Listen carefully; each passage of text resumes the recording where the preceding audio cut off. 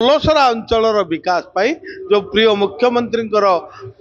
जो रही नारा विकसित ओडिशा से निश्चित भाव में पलोसरा जोड़ी हम और पलोसरा एक विकसित निर्वाचन मंडल रे परिगणित हम। पलोसरार मान सम्मान स्वाभिमान को आम किपर टेक रखा आग को दिगरे बर्तमान आम उद्यम करुमर जगन्नाथ प्रेमी मान धन्यवाद देवी से चेष्टा ये समागम होती आशा करुचु जे यही महोत्सव ये जिते दिन महोत्सव हम से दिन ये पालन हो प्रति वर्ष अधिक अधिक जनसमागम हो वक्त आसतु एवं यहाँ गोटे धर्मस्थल हिसाब से यहाँ प्रचार प्रसार करके कार्य चेष्टा करूँ। जो माता महोत्सव समस्त कम्युनिटी वृंद को मु धन्यवाद देवी एवं मोर साथी दीपक प्रधान को बहुत बहुत धन्यवाद देवी क्योंकि प्रचेषा जो परिमल सफा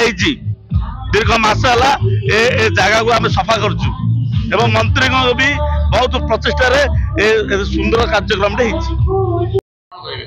देखो प्रथमे तो धन्यवाद प्रशासन स्थानीय लोक समस्त सहयोग आज महाप्रभु श्री जगन्नाथ कृपारू माता महोत्सव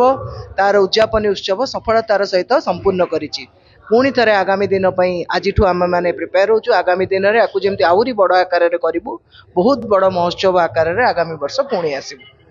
मारदा महोत्सव आज उद्यापन उत्सव ये उत्सव परिप्रेक्षी ओडिशा सरकार वरिष्ठ मंत्री प्रदीप बल सामंतराय मु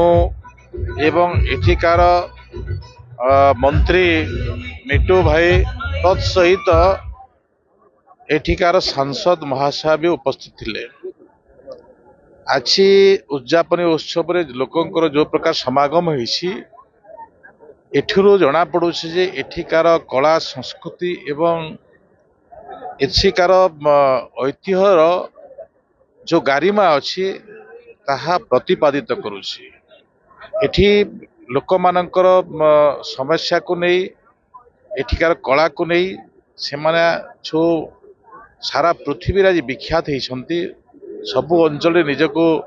प्रतिष्ठित करिवार सौभाग्य पाई।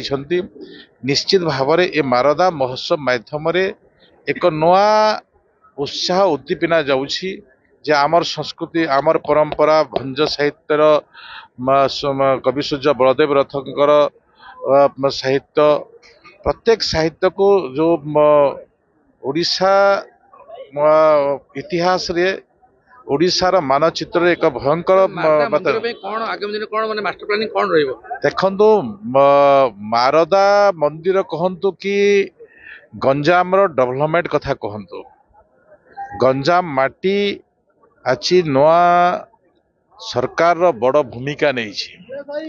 दुई दुई जन मंत्री को दायित्व देछि एवं एठिकार आमे उन्नति संगे संगे आगामी दिन योजना आमे प्रस्तुत करुछु